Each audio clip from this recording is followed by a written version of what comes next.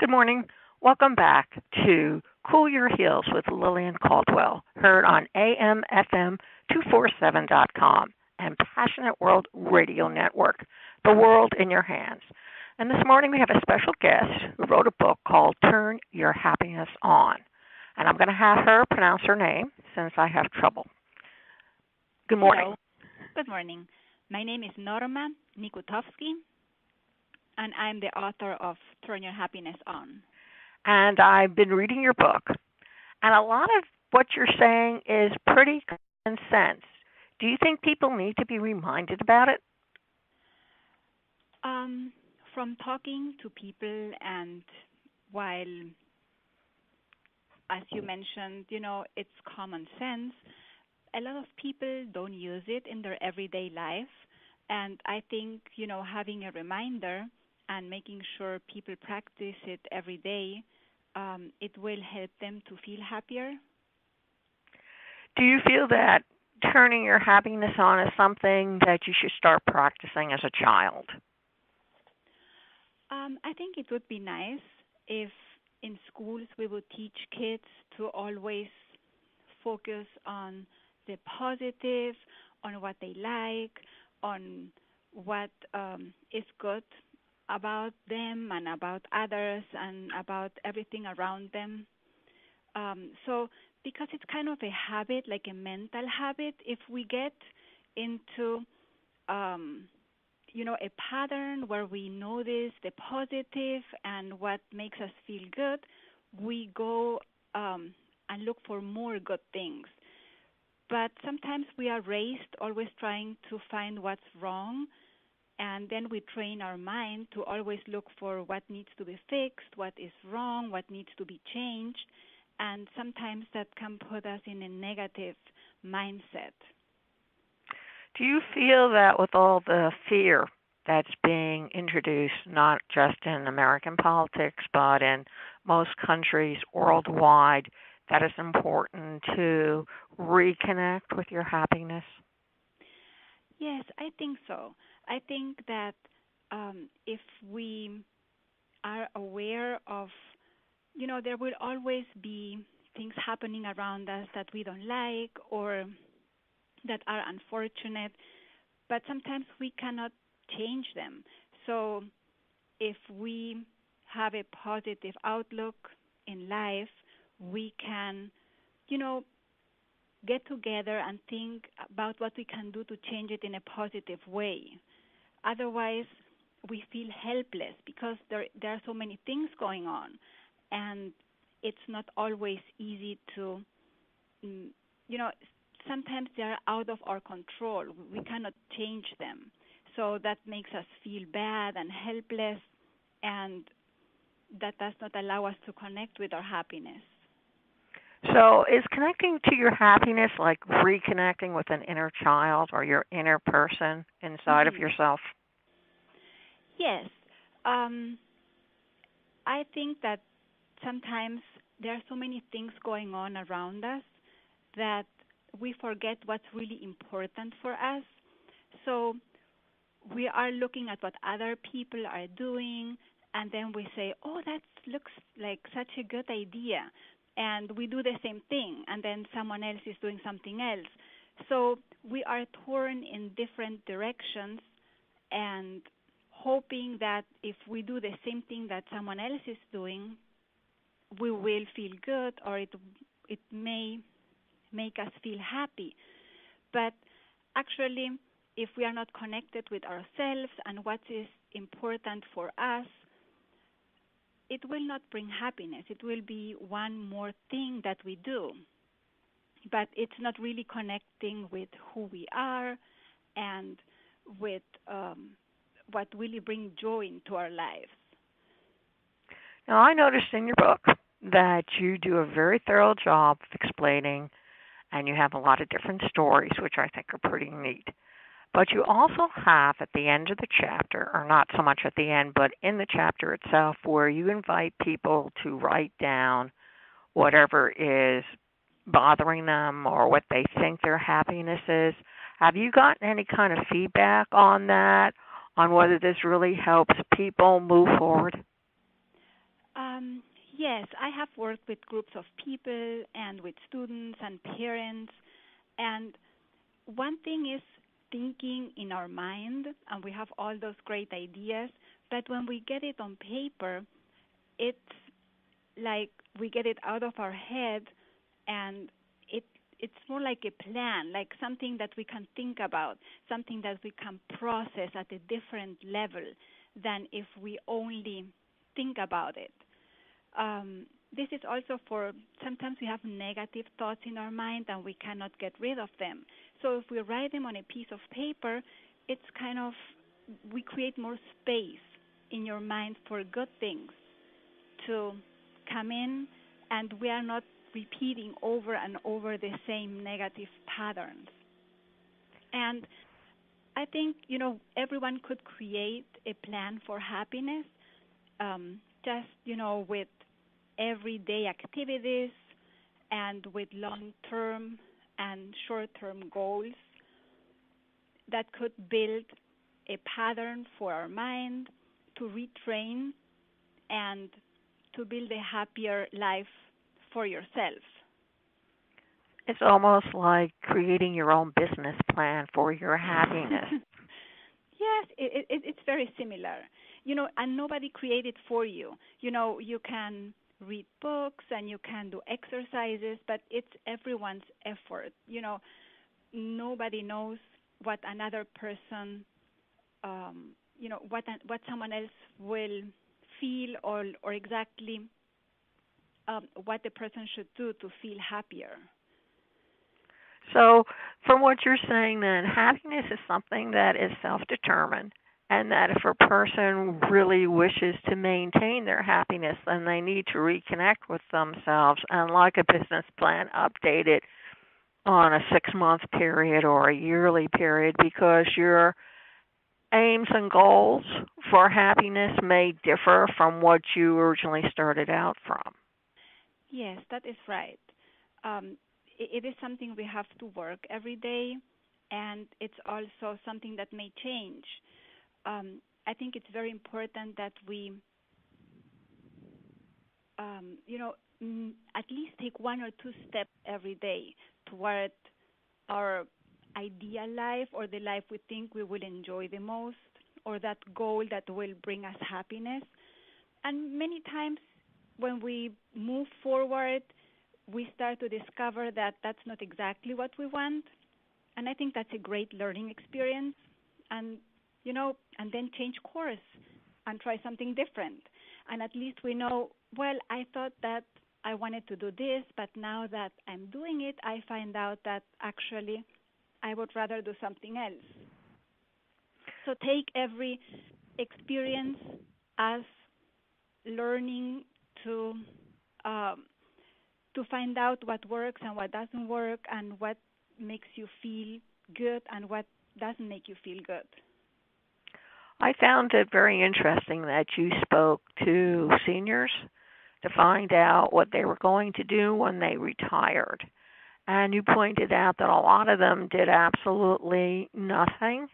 In fact, some of them got to the point where they didn't want to travel too far from home initially.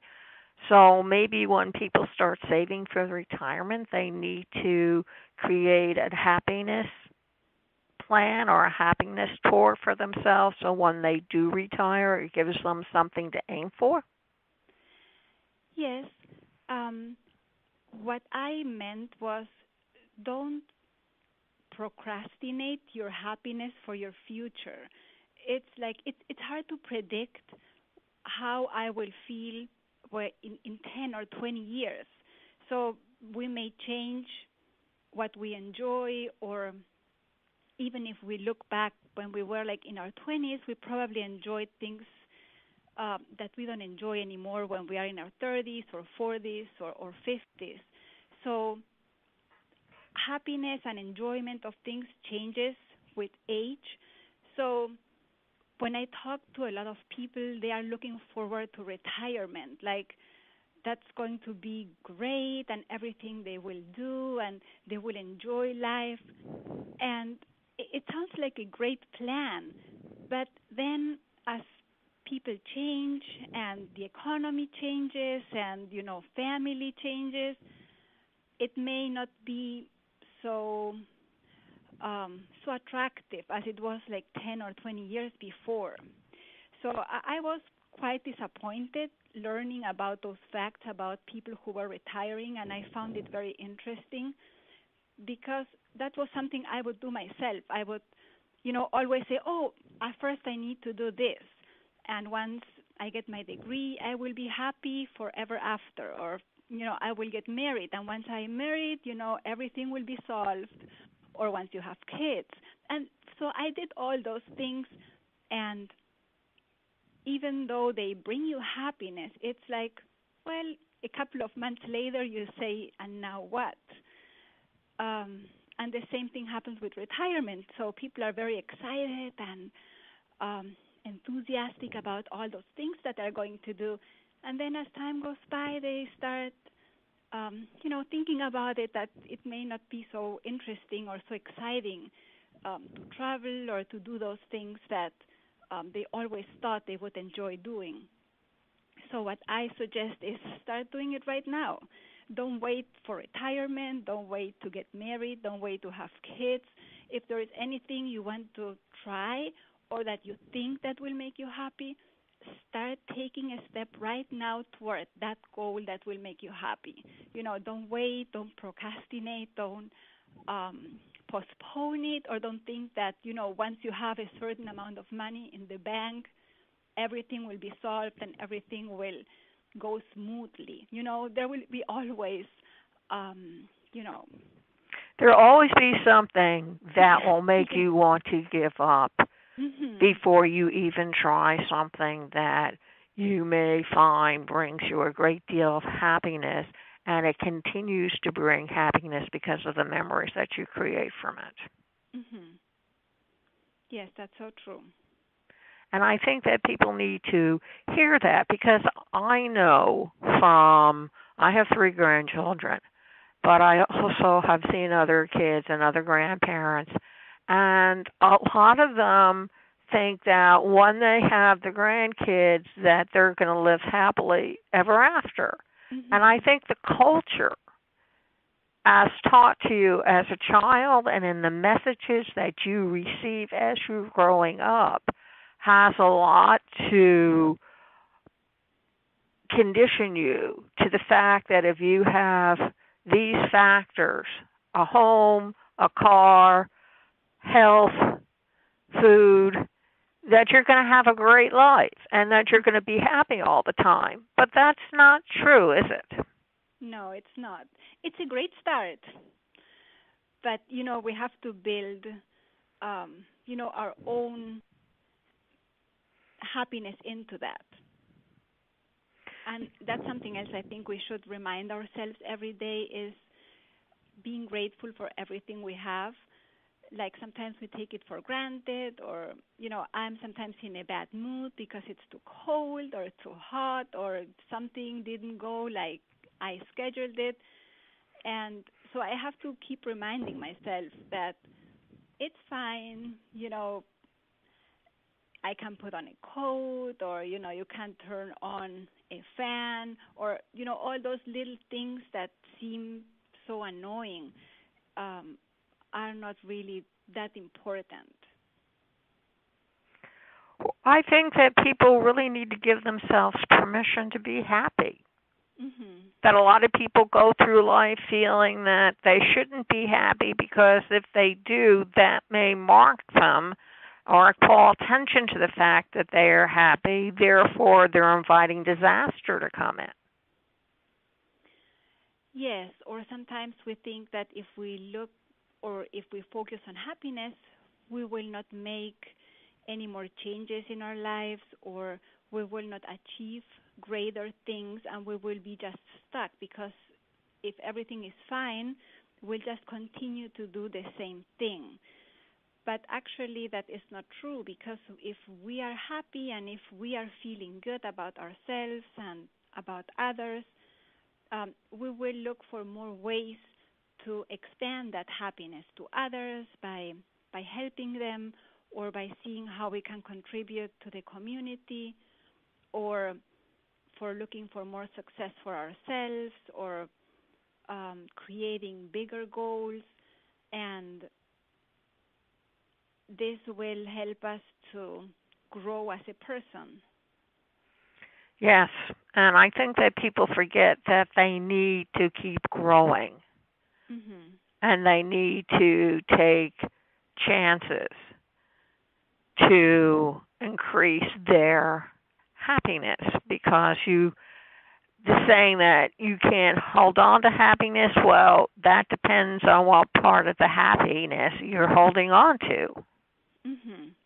And I think people get kind of confused as to what part they really should concentrate on and what parts they need to let go. Yes, that's right. And sometimes we also, when we think about our future or what choices we make, um, it's hard to focus on what's important for us. Like I remember when I had opportunities to work like overtime, during the holidays, they would ask for volunteers who would like to work during the holiday season and make more money. So I would usually volunteer and say, "Oh, sure, I will start working for Christmas or for New Year's Eve." And then other people would choose to spend time with their families. And when I was sitting there working during Christmas Eve or during Christmas, I would think about all those people who were having a really good time with their family and enjoying themselves. Um, and I would feel bad and I would question my um, decision of choosing to work. So when the next holiday came, when they asked, who wants to stay here and work, I would say, "Oh, I'm going to spend time with my family."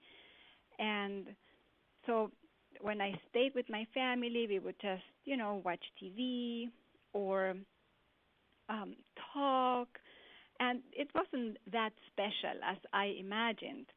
So um, that made me think that it doesn't matter what you choose.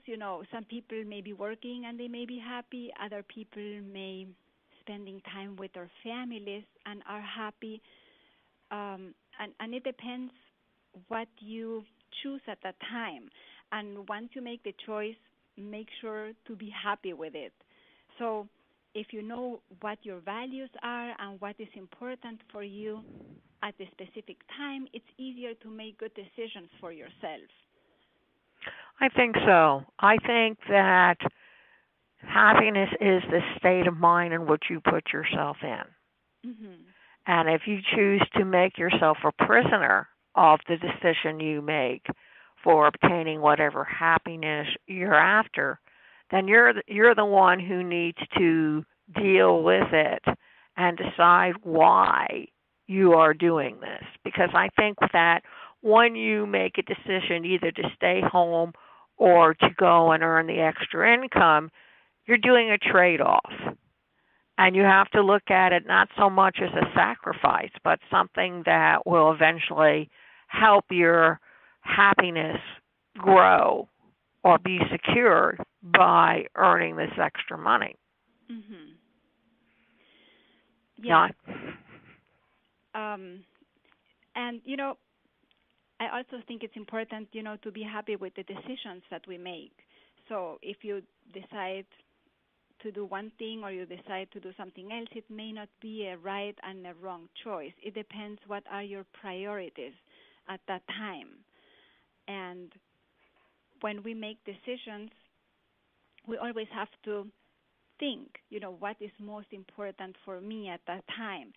And thinking about it sometimes doesn't help, but if you write down all the reasons you make a certain decision, it helps you to take it out of your mind and on the paper, and you can analyze and really make sure that you're making the right the right decision for yourself at that time. Absolutely. And you have to be totally honest with yourself when you're making that type of decision Mhm. because family is important, but also bringing in extra money to maybe get yourself on that vacation you've always wanted to take, or Mhm. buy that new TV because your old one finally bit the dust. So you have to be mindful of the type of decisions you have, but more importantly, you have to follow them through their logical conclusion, Mhm. which a lot of people don't seem to know or to really understand. So when people read your book, do you suggest that they read it from cover to cover, or do you suggest that they go into the section which they feel will help them the most? They could read it anyway. It's built in a way that it starts with the easiest thing to do. That would be, reminding ourselves to being grateful, and it starts with exercises to build self-esteem and confidence, so that we are ready to take the next step. And once we are able to appreciate things that are around us, then we can move on to the next steps and, make decisions toward happiness, and think more positively, develop some habits that happy people share, and then, you know, think about our goals for the future that would make us happy. So that's the way I designed the book. But some people may say, I am pretty happy and I'm grateful for everything I have, but I'm not sure how to make good decisions for myself. So they could just um, go to the decision section, or if they're more interested in how to choose the right goal, they could just go to that section. So it's every chapter is a standalone, but it goes from the easiest thing and the most, the fastest way to change your mood to more advanced strategies. So who do you recommend should be reading your book? Um, I wrote the book keeping in mind I work mostly with women who are between like 30 and 50, and I find that they have like more life experience, and they had good and bad experiences, and they are ready to make the change, and so they are the ones I have been working so far. Okay, so it's more of a woman type thing than it is for a guy thing. I think guys' perspective is a little bit different, and I wrote it keeping like women in mind, because women, we are always trying to make other people happy, and we think about our husband, and we think about the kids, and we think about our parents, and um sometimes we forget about ourselves, and to make some time for what we really want, instead of always trying to make other people happy, even though it's very important, to make other people happy, and that will also come back for our happiness. But we also have to remember to take some time for our own interest, or those things that are just our interest and we cannot share it, or maybe it's not appropriate to share with our kids or with our husband or with the rest of the family. Well, I think society and culture pretty much determine that women are responsible for everybody else. Mhm. And I think that it doesn't really allow women to stand back and take a look and see what they want and where they're going. And I think as a result, women have more of a chance to be caught so that they really can't fulfill whatever happiness they have envisioned for themselves. Mhm. And sometimes we see people happy around us, but still there is something that we feel it's missing, and so it's also important to look at ourselves. And at the same time, something that happens to me is I always look like at my kids and try, to fix them or to help them in the areas that they need some help. And I have to keep reminding myself of looking at all the good things that my kids do or have, or all their positive traits, to encourage them to use them more so that they can build their own happiness also. So if you had a son, for example, you would pretty much give him the same skills and tools that he would need to develop his happiness as you would with a girl. Yes. Okay. I think that's great, because I know that my little grandson is happy whatever he's doing. It's very contagious with him. It's very, very interesting. Where his older sisters right now are happy when they read, but their happiness doesn't last very long.